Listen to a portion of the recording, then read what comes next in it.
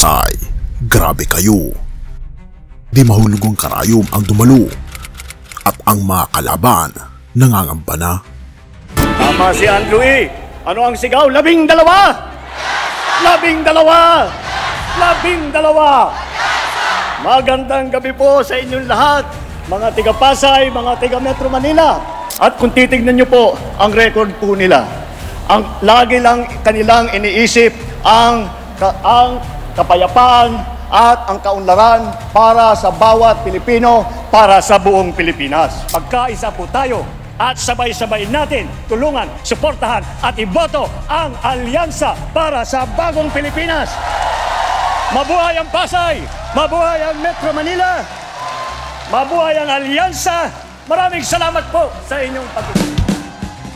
Cuneta Astrodome, Pasay City. Hindi lang punuan, kundi umaapaw ang mga tao. Isang gabi ng sigawan, palakpakan, at isang bagay ang malinaw. All out ang suporta para sa alyansa, para sa bagong Pilipinas. Pero teka, ano nga ba ang nangyari? Bakit biglang naging sentro ng politika ang Pasay? Bakit pati ang mga kalaban, kahit hindi umamin, tila kabado na? Tama si Andrew E. Ano ang sigaw? 12! Alyansa! 12! Alyansa! 12! Alyansa! Pasay, isang gabi ng pulso ng bayan. Wala nang intro-intro, ramdam ng lahat ang tensyon. Hindi ito basta-bastang rally. Ito ay isang puwersa kaibigan, isang pagpapakita ng bayan na hindi lang sila basta nanonood, kundi bahagi na ng pagbabago. At sasabihin nilang hakot na naman daw ang mga tao dito. Ngunit makikita natin na totoo ang mga tao dito. Pero hindi lang dami ng tao ang nakakagulat. Ang mas nakakagulat ang galawan ng mga kalaban. Tila hindi na sila komportable. Hindi na nila alam ang susunod na hakbang. Kung noong una kumpiyansa sila, ngayon tila nagsisimula na silang kabahan.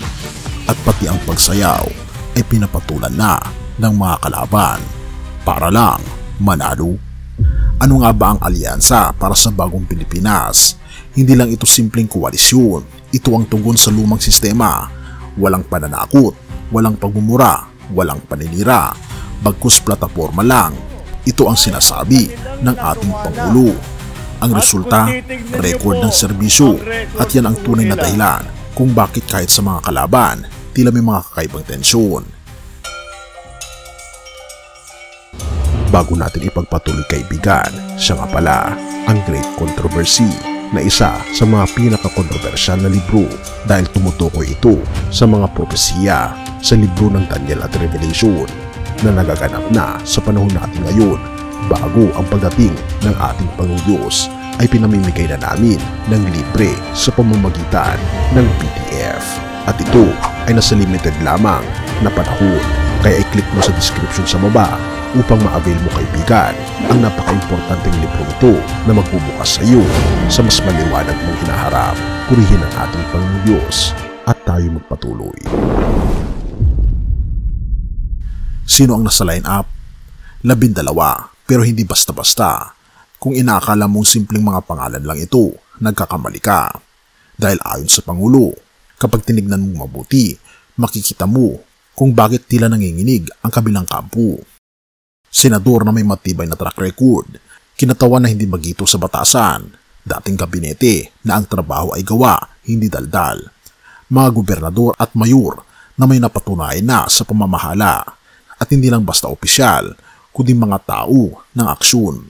Kahit hindi ito basta hype lang, kahit hindi ito simpleng campaign rally lang, therefore, ito ay babala sa lahat ng nag-iisip na kaya nilang baliwalain ang boses ng taong bayan. Ano ang sinasabi ng ating Pangulo? Ang pinakainaabangang parte ng gabi, hindi na siya nagpapaligoy-ligoy pa. Tama si Andrew E. Ano ang sigaw? 12.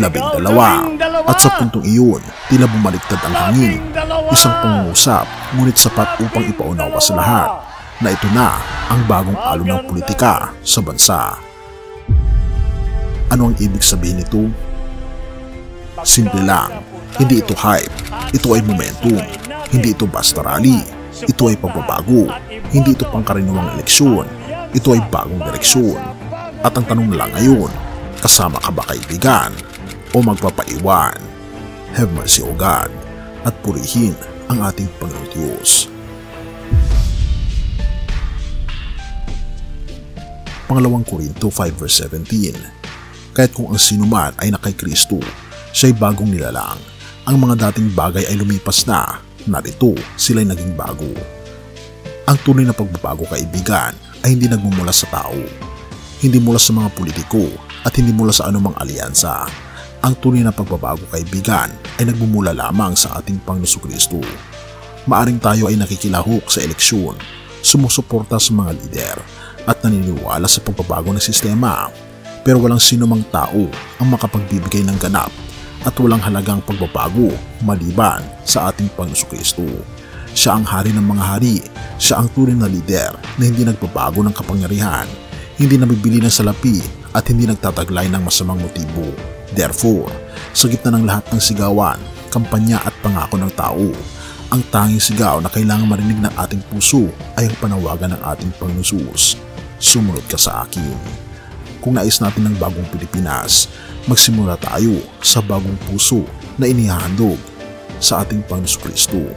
Kung nais natin ng matuwid na gobyerno, magsimula tayo sa sarili ng pagsunod sa kanyang salita. Dahil ang tunay na tagumpay ay hindi nasusukat sa eleksyon, kundi sa kaligtasang matatagpuan lamang natin sa ating Panginoong Kristo.